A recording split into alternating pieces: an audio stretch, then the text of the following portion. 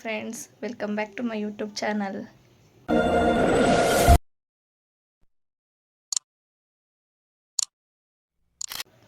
ಎಲ್ಲರೂ ಹೇಗಿದ್ದೀರಾ, ಚೆನ್ನಾಗಿದ್ದೀರಾ ಅಂತ ಅಂದ್ಕೊಂಡಿದ್ದೀನಿ.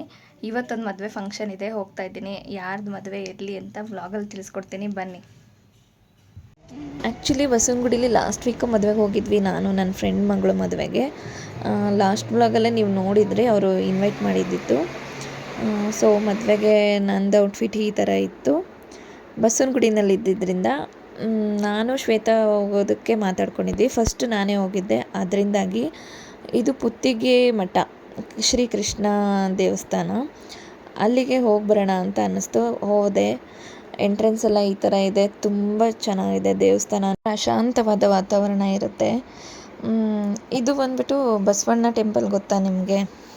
ಎಲ್ಲರಿಗೂ ಗೊತ್ತಿರುತ್ತೆ, ಬಸವನಗುಡಿ ಅಂದರೆ ದೊಡ್ಡ ಗಣೇಶ ಟೆಂಪಲ್ಲು, ಅದ್ರ ಪಕ್ಕನೇ ಇದು ಇರೋದು. ತುಂಬ ಚೆನ್ನಾಗಿದೆ.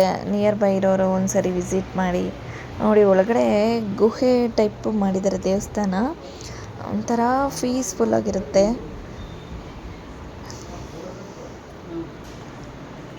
ಇಲ್ಲಿ ದೇವ್ರದ್ದು ಫೋಟೋ ತಗೊಳಕ್ಕೆ ಬಿಡಲ್ಲ. ಕೃಷ್ಣಂದು ಒಂದು ಅವತಾರ ಇರುತ್ತೆ ಗೊತ್ತಾ? ಶ್ರೀ ಕೃಷ್ಣ ಪರಮಾತ್ಮ ಗೋವರ್ಧನಗಿರಿನ ತನ್ನ ಕಿರುಬೆರಳಲ್ಲಿ ಎತ್ತಿರೋ ಅವತಾರ, ಸೇಮ್ ಸ್ಟ್ಯಾಚು ಅದೇ ಇದು. ಆ ಇದರಲ್ಲಿ ದೇವಸ್ಥಾನ ಕಟ್ಟಿದ್ದಾರೆ. ಇಲ್ಲಿ ಶ್ರೀಕೃಷ್ಣ ದೇವ್ರದ್ದು ಅವತಾರಗಳದ್ದು ಎಲ್ಲ ಪಿಕ್ಚರ್ ಇದೆ. ಬಟ್ ವಿಡಿಯೋ ತೊಗೊಳಕ್ಕೆ ಬಿಡಲಿಲ್ಲ, ಅಲ್ಲಿ ರೆಸ್ಟ್ರಿಕ್ಷನ್ ಇತ್ತು. ದೇವಸ್ಥಾನಕ್ಕೆಲ್ಲ ಹೋಗಿ ಕೈ ಮುಗಿಬಿಟ್ಟು ಮಂಗಳಾರತಿ ತೊಗೊಂಡು, ಇದು ಎಕ್ಸಿಟ್ ಆಗೋ ಟೈಮಲ್ಲಿ ತೊಗೊಂಡಿರೋ ವಿಡಿಯೋ. ಈ ದೇವಸ್ಥಾನನ ಗೋವರ್ಧನಗಿರಿ ಕ್ಷೇತ್ರ ಅಂತ ಕೂಡ ಇನ್ನೊಂದು ಹೆಸರಲ್ಲಿ ಕರೀತಾರೆ.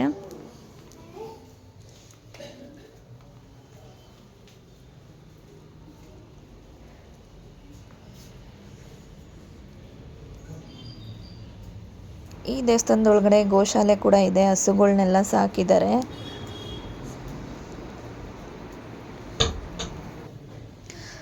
ಲಾಸ್ಟ್ ವೀಕು ಗೃಹ ಪ್ರವೇಶದೆಲ್ಲ ವಿಡಿಯೋ ಎಡಿಟ್ ಮಾಡೋದಿತ್ತಲ್ವ, ಅದರಿಂದಾಗಿ ಈ ವಿಡಿಯೋ ಪೋಸ್ಟ್ ಮಾಡೋದು ಲೇಟ್ ಆಯಿತು ಸ್ವಲ್ಪ. ಇದಾದಮೇಲೆ ಹೊರಗಡೆ ಬಂದೆ. ಶ್ವೇತಾ ಬಂದಿದ್ರಷ್ಟರಲ್ಲಿ, ಮತ್ತು ರಿಸೆಪ್ಷನ್ ಕೂಡ ಇನ್ನೂ ಸ್ಟಾರ್ಟ್ ಆಗಿರಲಿಲ್ಲ. ಸೊ ಗಣೇಶನ ದೇವಸ್ಥಾನಕ್ಕೆಲ್ಲ ಹೋಗಿ ಬರೋಣ ಅಂತ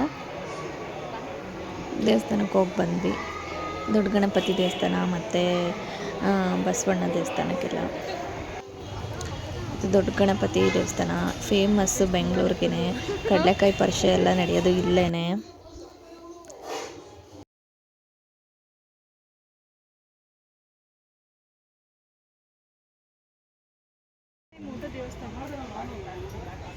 ಇದು ದೊಡ್ಡ ಬಸವಣ್ಣ ದೇವಸ್ಥಾನದ ಎಂಟ್ರೆನ್ಸ್.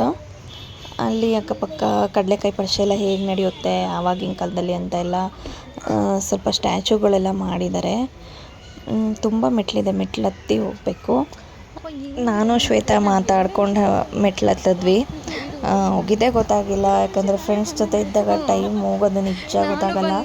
ಎಷ್ಟು ಟೈಮ್ ಇದು, ಟೈಮು ಸಾಕಾಗೋದೇ ಇಲ್ಲ ಅನಿಸುತ್ತೆ. ಅಪರೂಪಕ್ಕೆ ಸಿಗ್ತೀವಲ್ಲ, ಅದರಿಂದಾಗಿ.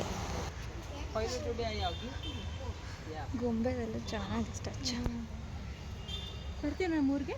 ಏಕೆ ರಜಾ ಕೊಡಲ್ಲ? ಹಂಗೆ ಸುತ್ಕೊಂಡು ಬರೋಣ. ಅಲ್ಲಿ ಗೋಕಾಕ್ ಫಾಲ್ಸು, ಗೋಕಾಕ್ ಹತ್ರ ನನಗೆ. ಹಾಂ, ಗೋಕಾಕ್ ಫುಲ್ ಹತ್ರ. ಮತ್ತು ಸೌದತ್ತಿನೂ ಹತ್ರ, ಸೌದತ್ತಿಗೆ ಹೋಗ್ಬೇಕು ಅಂದ್ಕೊಂಡಿದ್ವಿ ಇಲಂದೇವಿಗೆ. ಬಟ್ ಇವಾಗ ಕ್ಲೋಸ್ ಆಗಿದೆ ಅಂತೆ, ಅದು ಕಟ್ಸ್ತಾರಂತೆ ಅದೇನೋ.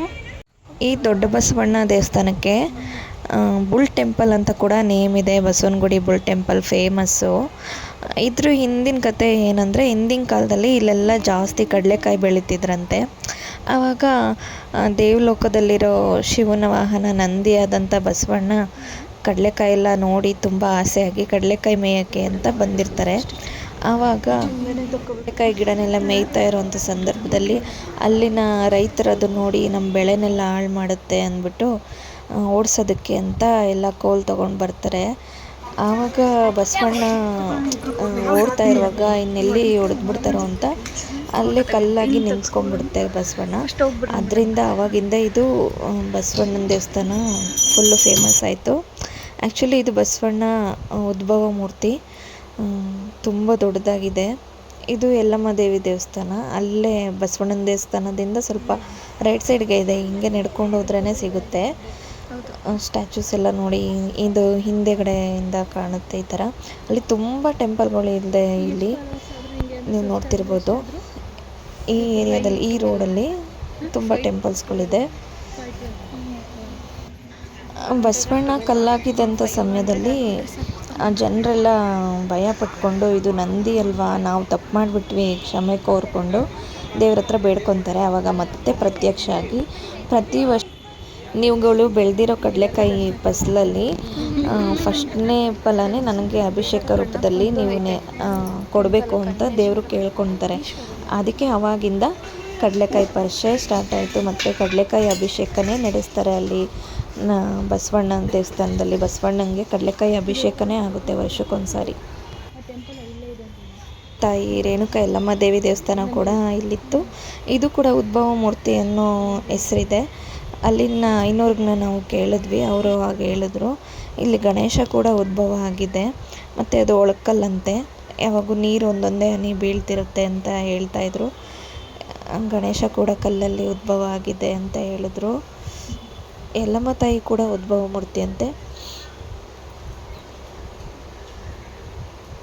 ಸೊ ದೇವಸ್ಥಾನ ಎಲ್ಲ ಮುಗಿಸ್ಕೊಂಡು ಮತ್ತೆ ಮದುವೆಗೆ ಹೋದ್ವಿ, ರಿಸೆಪ್ಷನ್ ಅಟೆಂಡ್ ಮಾಡಿದ್ವಿ. ಇವರು ಮೇನಕಾ ಮೇಡಮ್ ಮಗಳದು ಮದುವೆ. ಲಾಸ್ಟ್ ವ್ಲಾಗಲ್ಲಿ ನಿಮಗೆ ಹೇಳಿದ್ವಿ ಗೊತ್ತಾ, ನಾವು ಫ್ರೆಂಡ್ಸ್ ಎಲ್ಲ ಮೀಟ್ ಆಗಿದ್ವಿ ಅಂತ. ಆವಾಗ ಅವ್ರ ಮಗಳದೇ ಮದುವೆ. ನಾನು ಶ್ವೇತಾ ಒಂದಷ್ಟು ಫೋಟೋ, ಒಂದಷ್ಟು ರೀಲ್ಸ್ ಎಲ್ಲ ಮಾಡ್ಕೊಂಡ್ವಿ. ಊಟ ಎಲ್ಲ ತಿಂದ್ಬಿಟ್ಟು ರಿಟರ್ನ್ ಆದ್ವಿ. ಊಟ ಎಲ್ಲ ತುಂಬ ಚೆನ್ನಾಗಿತ್ತು.